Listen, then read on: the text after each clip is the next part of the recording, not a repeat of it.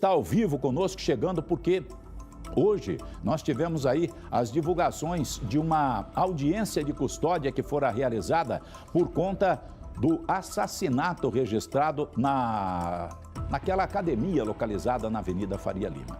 Vejam, e eu gosto sempre de falar isso, por quê? Porque tem gente que vai falar assim, mas o Camargo está falando, a academia não tem nada a ver com isso. O caso aconteceu porque o assassino estava invocado com a vítima, porque a vítima tinha tido um caso, tinha tido um relacionamento, não sei se transou, não sei se foi para um motel, não sei o que aconteceu com a mulher do cara. Ele, assassino, e ela, casados, até hoje no papel. Só que estavam com uma treta lá, estavam com uma desavença entre eles, estavam meio que querendo se separar, mas não chegaram a se separar.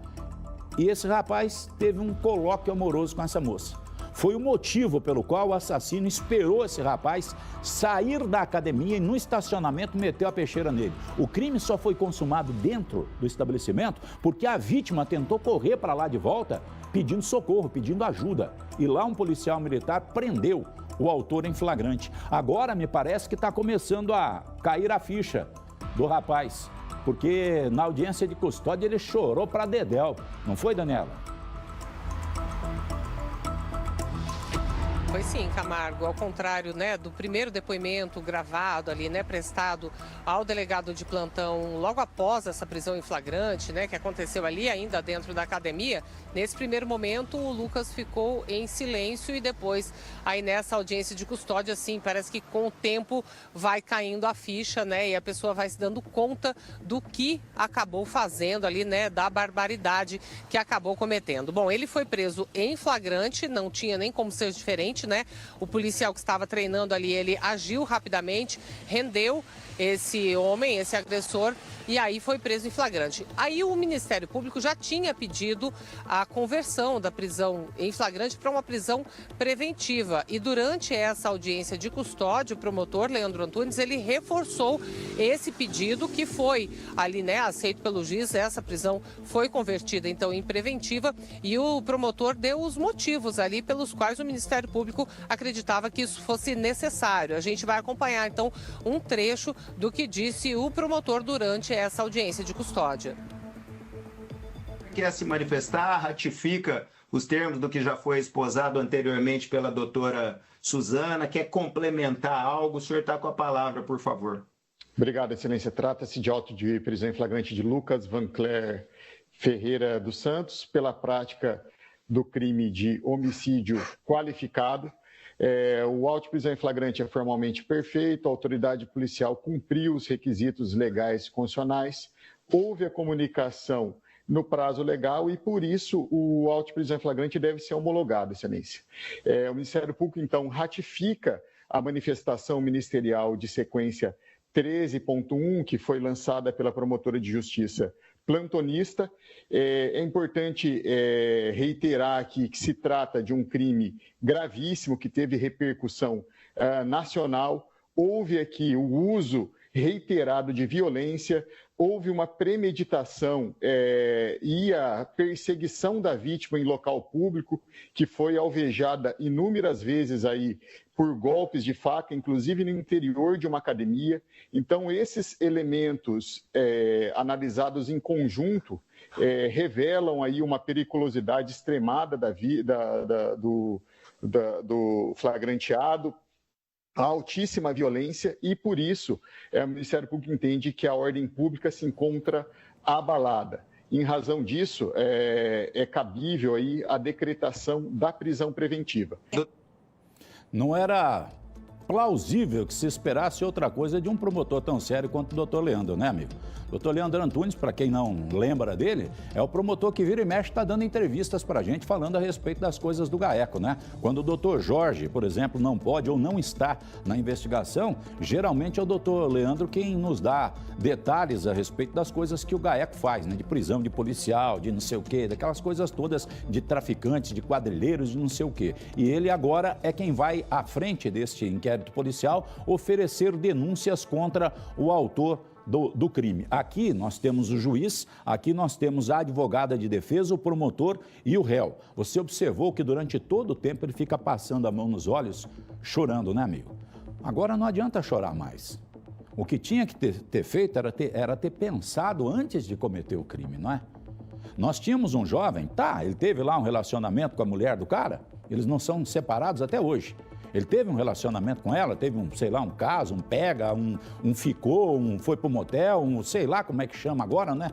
Hoje em dia tem um monte de nomes para esses relacionamentos intempestivos, como antigamente eram chamados, e aí ele queria matar o rapaz, premeditou o crime, não venha falar para mim que não premeditou. Qualquer tonto que nem eu, por exemplo, que passou por uma academia, que passou por uma universidade, que fez um curso de direito, e eu não sou bacharel, não sou advogado, eu não sou coisa nenhuma, eu sou bacharel, mas não sou advogado, não sou juiz, não sou promotor, não sou nada. Mas, cara, o entendimento que se tem é de um crime premeditado, e as imagens mostram isso lá de um cara sentado, esperando, com uma faca nas mãos, esperando a vítima. Olha essa cena aqui, cara, isso aqui, olha lá, a faca na mão dele. E ele já sai com a faca para meter a faca na barriga do rapaz. A primeira facada foi aqui, aí quando ele corre, já esfaqueado, ele volta e acaba sendo alvejado por outros golpes. Ou seja, não há que se falar ao contrário disso. O crime praticado pelo Lucas contra o Davi foi um crime premeditado. A crueldade, as outras qualificadoras que podem ser arroladas aí, qualificadora serve para aumentar a pena que o cara pode ser condenado, viu? Serve para aumentar a pena. Por quê? Porque o crime de homicídio, ele vai de 20 a 30 anos de reclusão. Então o cara pode pegar de 20 a 30, não menos que 20 e não mais que 30 anos de reclusão. Então aí o que o juiz faz? O juiz faz a dosimetria da pena para aumentar a pena dele, para poder chegar até os 30 anos.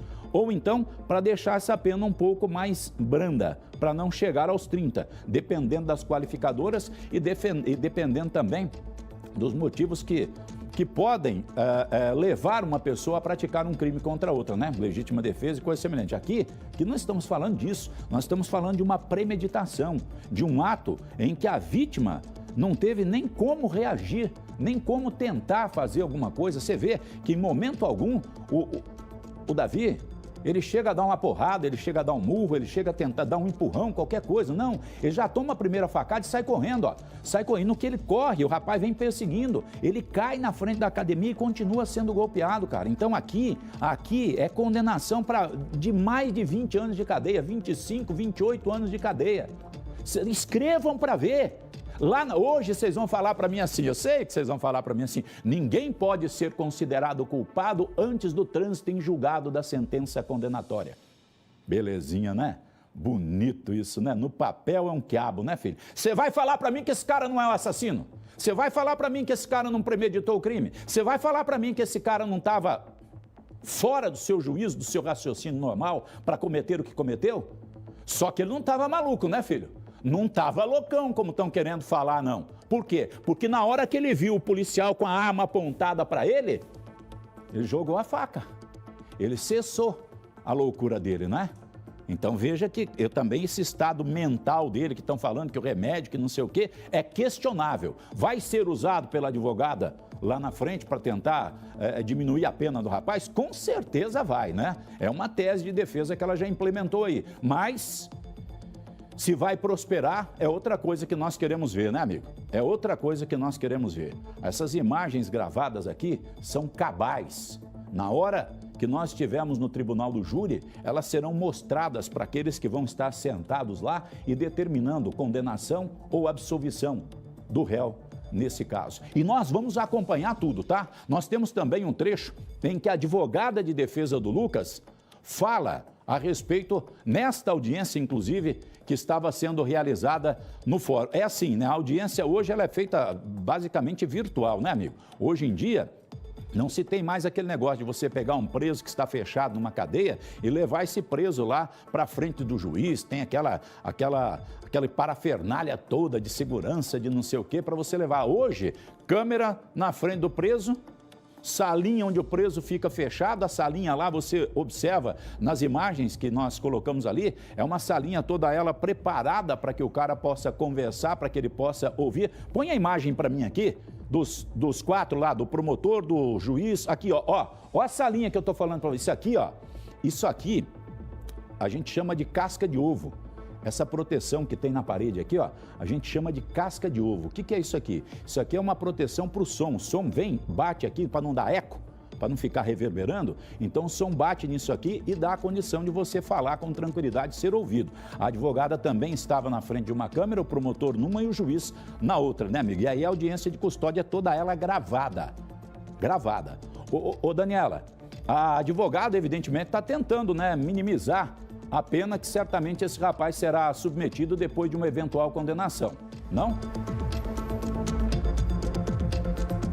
É o trabalho dela, né, Camargo? Mas, de fato, como você falou, é difícil você não olhar para essas imagens e não entender que ali havia, né, um criminoso, de fato, mesmo que estivesse fora de si. O Lucas, ele falou ali durante essa audiência de custódia, né, foi questionado ali algumas vezes, a advogada tentou reforçar essa questão de que ele estaria já sob efeito de medicamentos, ele estaria usando medicamentos porque teria tido um surto, né, no momento ali em que cometeu o crime, mas lembrando que ele também chorou porque ele era o provedor dessa família, né, casado ali com sua esposa, então eles têm um filho, tem mais um enteado que tem uma idade próxima também, né, que também era considerado por ele como um filho, e aí ele tem uma empresa que, através de licitação, presta serviços aí à Prefeitura de Londrina, outros municípios. Então, na hora que começa a cair a ficha de tudo que ele vai deixar para trás, de tudo que ele perdeu por conta dessa barbaridade, desse crime tão brutal que ele cometeu, aí é óbvio que vai acabar chorando bastante mesmo, como aconteceu nessa audiência de custódia. A gente vai acompanhar, então, agora outros trechos, né, em que a advogada conversa com ele e ele vai respondendo aí e o tempo todo chorando, como a gente já tem dito aqui desde o início do Balanço Geral. Vamos acompanhar. O senhor vinha trabalhando regularmente? Sim. Qual que é a profissão do senhor?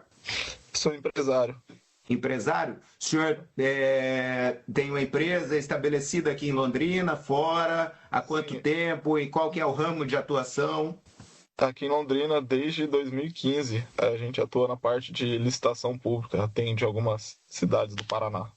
Entendi. Mas o que? Construção civil, algo do gênero, elétrico? É prestação de serviço, é plantio de árvores e de estoque. A gente tira aquele estoco que fica na rua para acessibilidade das calçadas e tudo mais. O senhor é responsável pelo sustento dos filhos do senhor, a filha e o enteado, ou o outro pai, ou a esposa do senhor? Como que é que funciona esse sustento do lar, essa questão de cunho financeiro?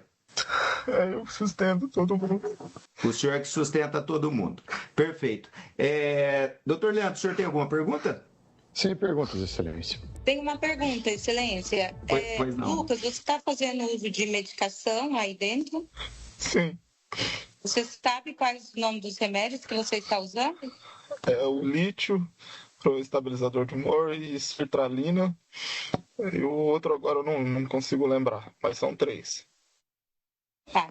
Então tá bem, são só essas perguntas, Excelência.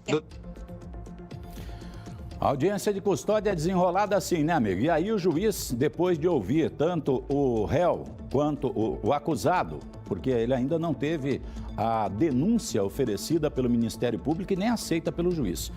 O caso funciona assim, ó, vou trazer um pouquinho do juridiquês para você, tá, filho? Eu fui estudar para poder falar isso para você, não foi para usar na vida, para poder... Não, foi para falar isso para você, para mostrar isso para você que está em casa e que não tem obrigação de saber dessas coisas, né? O caso funciona assim, esse aqui foi lá e matou o Davi. Está preso em flagrante, foi levado para a delegacia e autuado. Se ele não estivesse preso, se ele tivesse foragido, se, por exemplo, o policial não tivesse lá, não tivesse enquadrado ele tivesse conseguido escapar, a polícia ia ter 30 dias para montar um inquérito policial, descobrir quem foi o autor e, evidentemente, pedir a prisão dele.